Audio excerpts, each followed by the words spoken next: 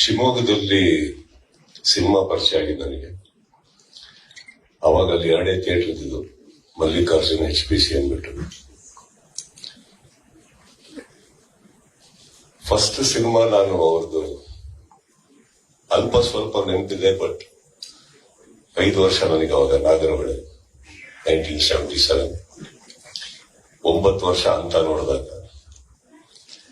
First time ಸಿನಿಮಾದ ಪರಿಚಯ. ಅದಕ್ಕೊಬ್ಬ ನಿರ್ದೇಶಕ ಅಂತ ಇರ್ತಾರೆ, ಸಿನಿಮಾ ತೆಗೆಯೋದು ಈ ರೀತಿ ಅಂತ ಗೊತ್ತಾಗಿದ್ದು ನನಗೆ ಅಂಬರೀಷ್ ಮಾವನಿಂದ. ಯಾಕಂದ್ರೆ ಅವಾಗ ಮನೆಗೆ ಬರ್ತಾ ಇದ್ರು ಶಿವಮೊಗ್ಗದಲ್ಲಿ. ಅಂತ ಒಂದು cinema sir, Babu sir, I don't know, but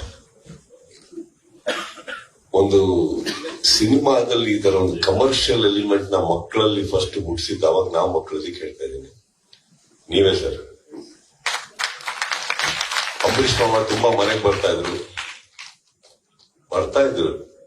but ಅವ್ರನ್ನ ಇಷ್ಟಪಡಕ್ ಸ್ಟಾರ್ಟ್ ಮಾಡಿದ್ದು ನಿಮ್ ಸಿನಿಮಾ ಆದ್ಮೇಲೆ ಸರ್, ಅಂತ ಆದ್ಮೇಲೆ.